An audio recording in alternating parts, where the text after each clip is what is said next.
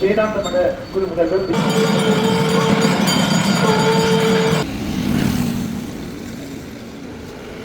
ராஜதானி அமைத்த பொழுது நல்லூர் முருகப்பெருமான் ஆலயத்தை அமைத்து அவருடைய எல்லைக்காவல் தெய்வங்களாக கைலாயநாதர் கோயில்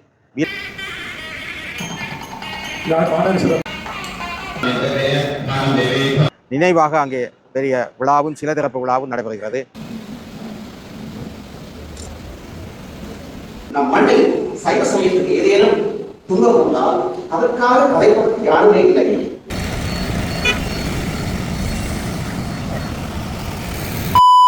வணக்கம். நான் இப்போ நிற்கிற இடம் வந்து யாழ்ப்பாணம் நல்லூர் கைலாச பிள்ளையாவில் தான் வந்து இன்றைய தினம் வந்து கொடியேற்றத்தில் திருவிழா ஆரம்பமாகிறது. அதோட வந்து இன்னும் ஒரு காணொலியும் பதிவு செய்திருக்கிறேன். நல்லூருக்கு பின்வீதியில் வந்து ஒரு உருவச்சிலையம் திறக்கப்பட்டிருக்கு. அதுவும் என்னமாயின்னு சொல்லி பார்க்க போகிறோம். அதோட பார்ப்போம்னு சொன்னால் இந்தியாவின் நாம் தமிழர் கட்சியின் சீமான் படங்களும் யாழ்ப்பாணத்தில் அங்கங்கே கட்டி இருக்கிற பேனர் எல்லாம் அதுவும் நான் உங்களுக்கு காட்சிப்படுத்த போகிறேன். 3 விஷயம் காணொலியே அமைய போகிறது. பார்ப்போம். இப்போதான் நிசாதன் வியூ யூடியூப் சேனல் நீங்கள் ஃபஸ்ட்டாக வான்னு சொன்னால் எனக்கு சப்ஸ்கிரைப் பண்ணி ஆதரவு தாங்க. நிசாதன் வியூவோட எப்போ முனைந்திருங்க. வாங்க இந்த காணொலிக்குள்ள போவோம்.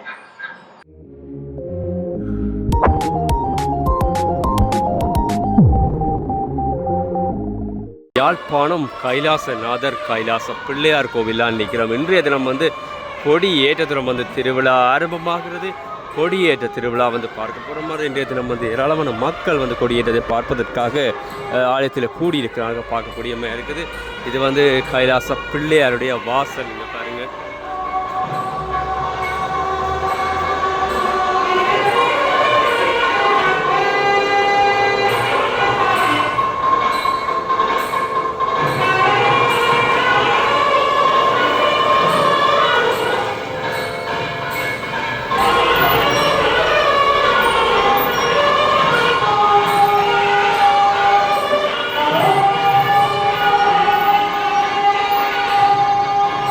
தமிழர்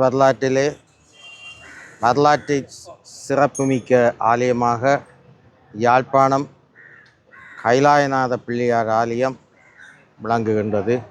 இந்த கைலாயநாதர் ஆலயம் வரலாற்று சிறப்புமிக்கது. ஏனெனில் கைலாசநாதர் சிவன் வாசல் சொல்லியிருக்கிறது. இது சிவன் கோயில்.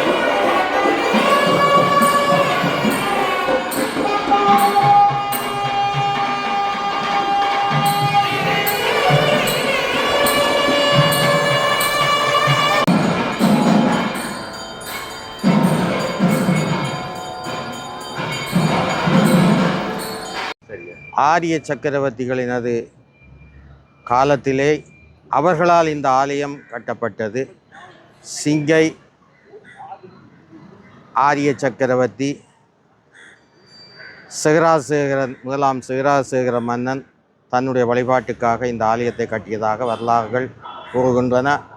அந்த வகையில் கிறிஸ்துவுக்கு பிற்பட்ட காலத்திலே நல்லூர் ராஜதானி அமைத்த பொழுது நல்லூர் முருகப்பெருமான் ஆலயத்தை அமைத்து அவருடைய எல்லைக்காவல் தெய்வங்களாக கைலாயநாதர் கோவில், வீரமாகாளியம்மன் கோவில், அங்கே வடக்கே சட்டநாத சிவன் கோயில், கிழக்கே வேலுகந்த பிள்ளையார் ஆலயத்தையும் அமைத்து வழிபட்டதாக நாங்கள் வரலாறுகள் மூலம் அறிகிறோம்.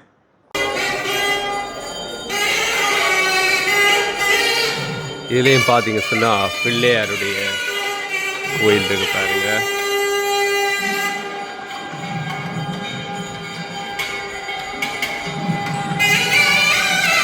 பாருங்க ஒரு இயற்கையான ஒரு இதில் பிள்ளையாருடைய ஆதி மூலம் இதில் பார்த்தீங்கன்னு சொன்னால் சிவனுடைய ஆதி மூலத்தை பார்க்கக்கூடிய மாதிரி இருக்குதுங்க. பாருங்க.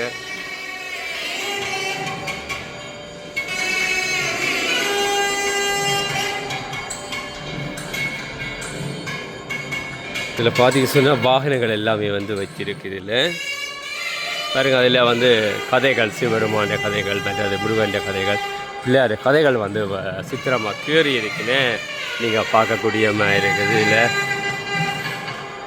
இதில் பார்த்தீங்கன்னு சொன்னால் முருகன் வள்ளி தெய்வானே இதில் இருக்கிறார்.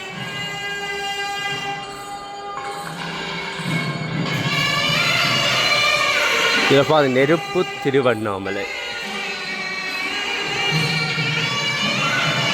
காவிரி நீர் வெடிக்கியமை,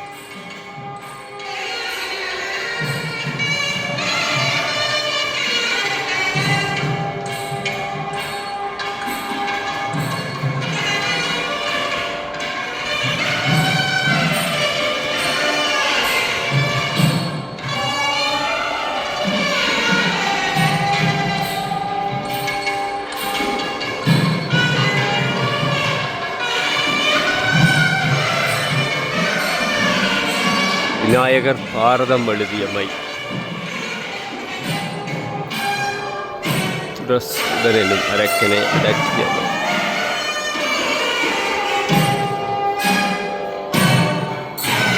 பாருங்க, இதான் வசந்த மண்டபம். இது வந்து நவக்கிரகம்.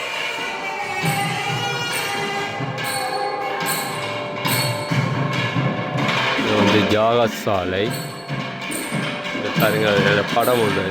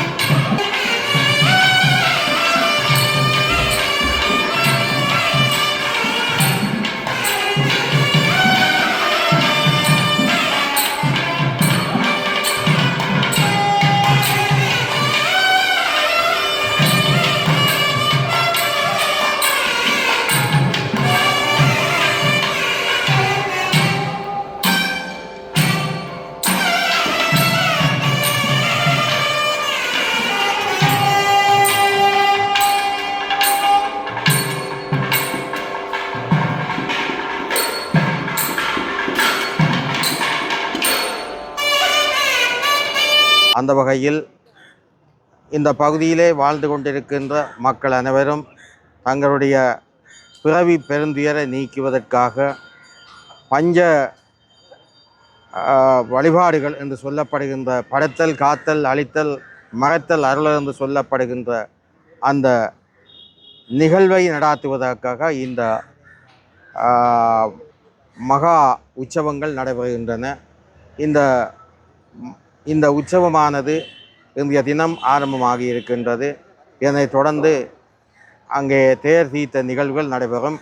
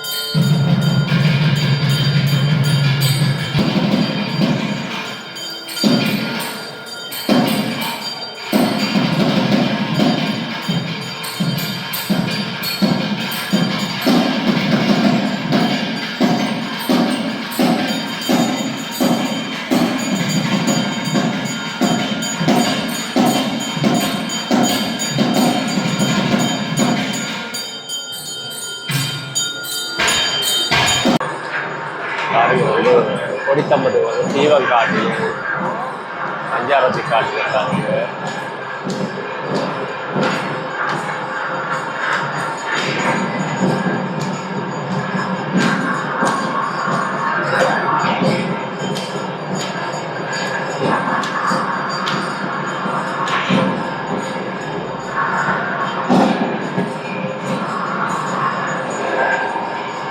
இன்றைய தினம் அங்கே நெல்லை ஆதீனத்திலே கூட குருமகா சன்னிதானம் இரண்டாவது குருமகா சன்னிதானத்தினுடைய நினைவாக அங்கே பெரிய விழாவும் சில திறப்பு விழாவும் நடைபெறுகிறது. அங்கு பெருந்தொகையான மக்கள் கூடியிருந்ததை சற்று முன் நாங்கள் பார்த்திருக்கின்றோம். அந்த வகையிலே இரண்டு நிகழ்வும் இன்றைய யாழ்ப்பாணத்தினுடைய சிறப்பு நிகழ்வாக இடம்பெறுகின்ற செய்தியை நாங்கள் தருகின்றோம். அந்த வகையிலே இந்த ஆலயத்திலே நடைபெறுகின்ற இந்த நிகழ்விலே கலந்து கொண்ட அடியவர்கள் எல்லோருக்கும் கைலாயநாத பெருமானுடைய திருவருள் உடைக்க வேண்டும், சைவமும் தமிழும் களைத்தோங்க வேண்டும் என்று எல்லோருடையும் வேண்டி எல்லோருக்கும் பெருமானுடைய திருவருள் உடைக்க வேண்டும் என வேண்டி வாழ்த்தி விடைபெறுபவர் உங்கள் கனகராசா. நன்றி, வணக்கம்.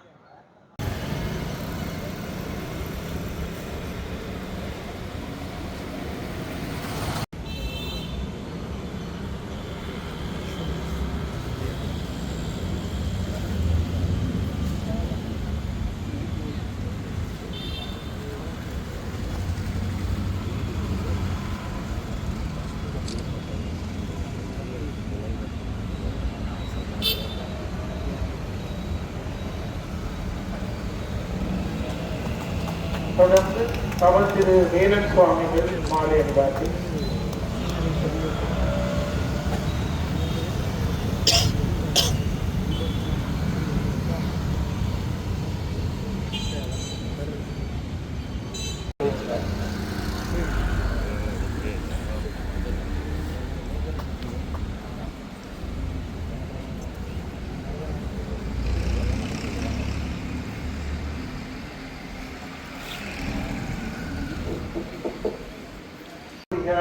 உபபீடாதிபதி தேரோர் சுவாமிகள் மாலை.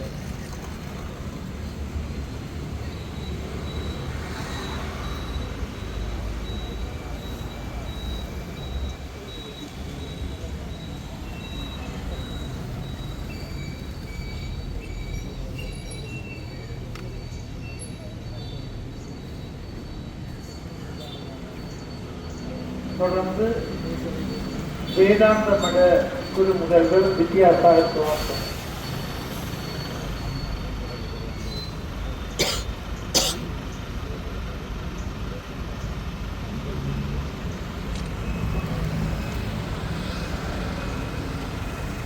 தொடர்ந்து கிளிநொச்சி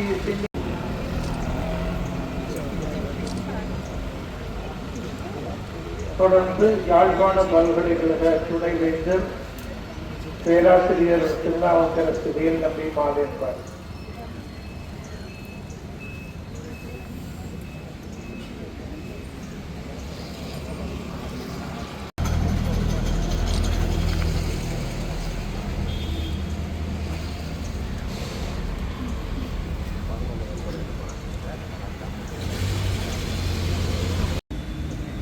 இப்பொழுது உருவச் சிலையை அமைத்த கலைஞர் பிரசாந்தன் அவர்களை ரம்பபாரதி அவர்கள் மாலை அணிந்து கௌரவ செய்வார்கள்.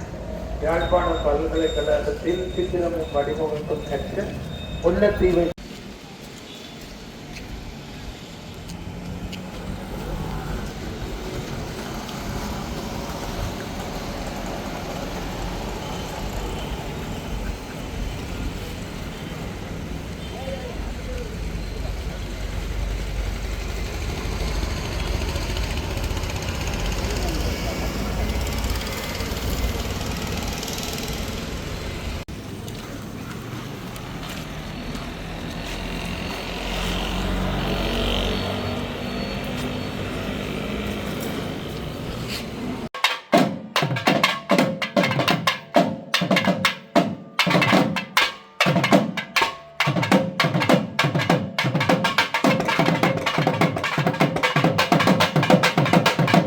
தொடர்ந்து நாகரிக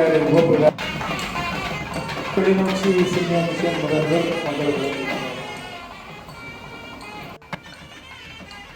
பேராசிரியர் மேல் நம்பி மங்கள விளக்கு.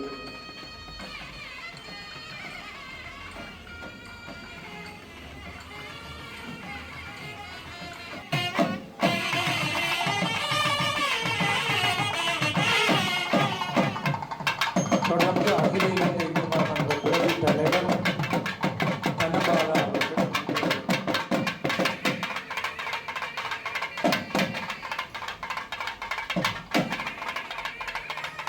தொடர்ந்து நெல்லை ஆதீன நண்பர் பிரதிநிதி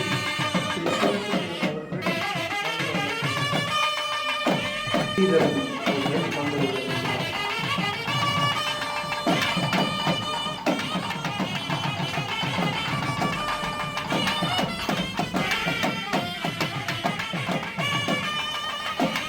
மாநகர முன்னாள் முதல்வர் திருமதி பத்மராஜா அவர்கள் மங்கள விளக்கு.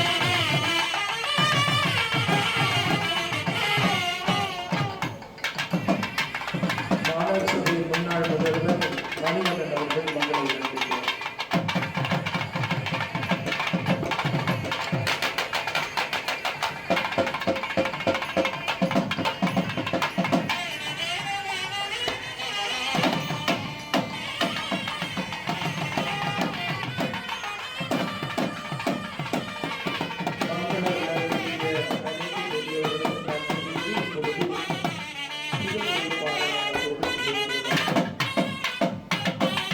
அந்த அரசாங்கத்தினுடைய அங்கீகாரம் அனுமதி என்பது மிக முக்கியமானது. ஆனால் எங்களுடைய சுவாமிகள் தேகவியோகம் அடைந்த போது இந்த நாட்டினுடைய அரசாங்கம் எந்த அனுதாப செய்தியை வெளியிடவில்லை. அப்படியானால் எங்களுக்கு எங்களுடைய தமிழ் அரசு நிர்வாகத்துக்கு இடையில் ஒரு இடைவெளி உண்டு என்பதை சொல்லித்தான் ஆகும். மல்வத்தை கூடாதிபதி மரணித்தால் அது தேசிய துக்கம், அஸ்கிரிய கூடாதிபதி மரணித்தால் அது தேசிய துக்கம். இது ஒரு கோட்டா அடிப்படையில் கொடுத்தால் தமிழர்களுக்கு ஒரு தேசிய துக்க தினம் என்றாலும் எதிர்க்க வேண்டும்.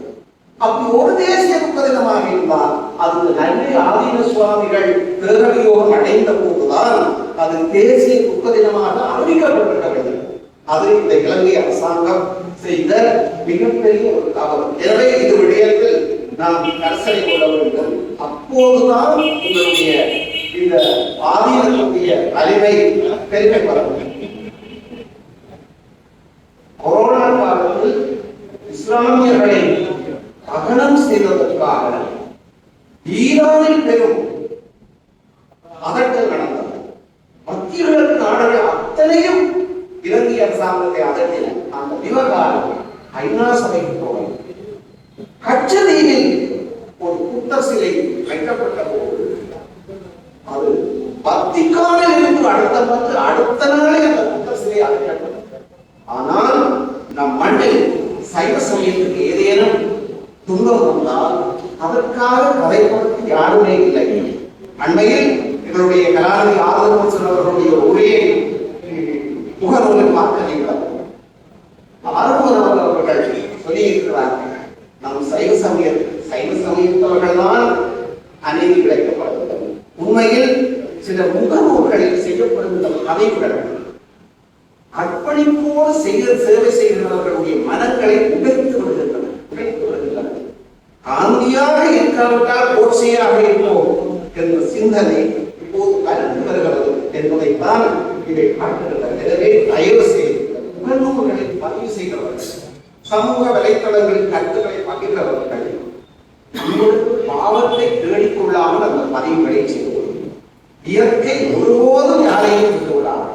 அதிலும் அர்ப்பணித்து சேவை செய்கின்றவர்களுடைய சேவைக்கு நாங்கள் களங்கம் செய்து எங்களை அறிமுகப்படுத்த நாங்கள் நினைத்தால், அவர்களுடைய சேவையை மழுங்கடித்து எங்களை நாங்கள் விளம்பரப்படுத்த நினைத்தால் இறுதி காலம் மோசமாகவே ஆகும். எனவே அன்புகளே, இந்த குருவு செய்த சுவாமிகள் இங்கே வாழ்ந்த நான் உண்மையில் சுவாமிகள் திருக்கவியோகம் அடைந்திருப்பதாக நான் இன்னும் நினைக்கிறேன். அவர் நம்மோடு வாழ்ந்து கொண்டிருந்தார். மிக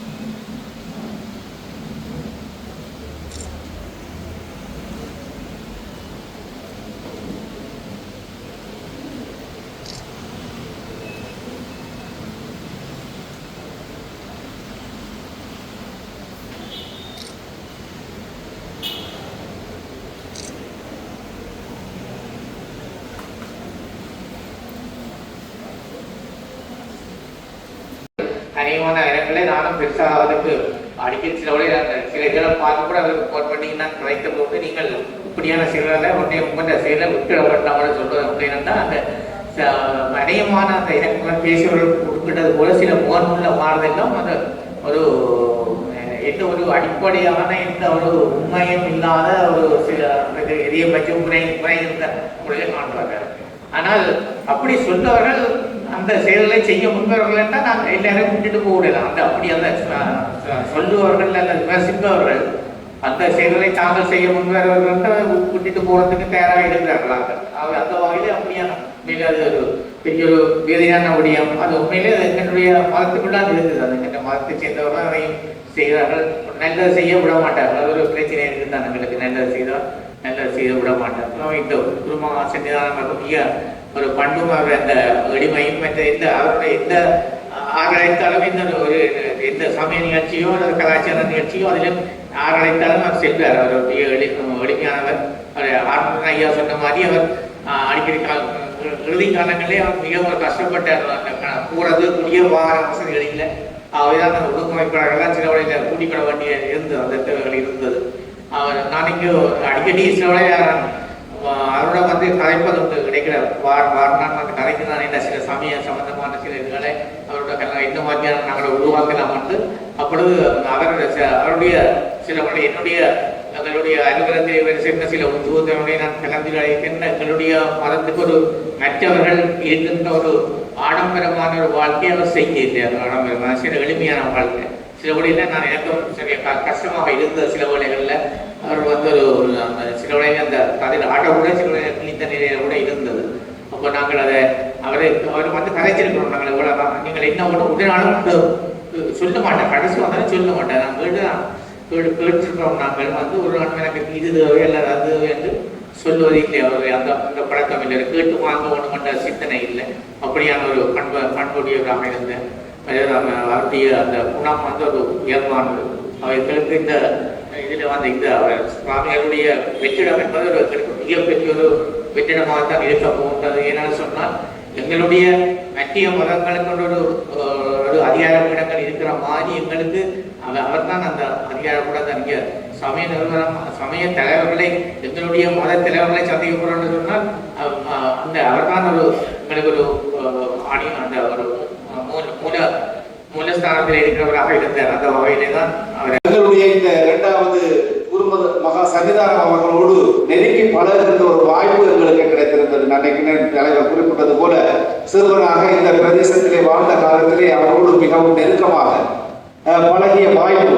அதே வேளையிலே நான் மாவட்ட செயலகத்திலே பதவி ஏற்ற காலம் முதல் பல்வேறுபட்ட நிகழ்வுகளிலே அவரை காணுகின்ற போது நாங்கள் அனைவரும் அவரை ஒரு துறவியாக ஒரு சமயத்தை வளர்ப்பவராக நாங்கள் பார்த்திருக்கின்றோம். ஆனால் அவர் எங்களோடு கலந்துரையாடுகின்ற போது இந்த மாவட்டத்துடைய அபிவிருத்தி தொடர்பாக பல்வேறுபட்ட கருத்துக்களை அல்லது இந்த மாவட்டத்திலே என்னென்ன விடயங்களை செய்ய வேண்டும் என்று சொல்லுகின்ற அந்த கருத்துக்களையும் கொண்டவராக அல்லது பல்வேறு சந்தர்ப்பங்களிலே பல்வேறு பிரமுகர்கள் வருகின்ற போது அவர்களோடு இணைந்து வருகின்ற பாக்கியம் எனக்கு கிடைத்திருக்கின்றது.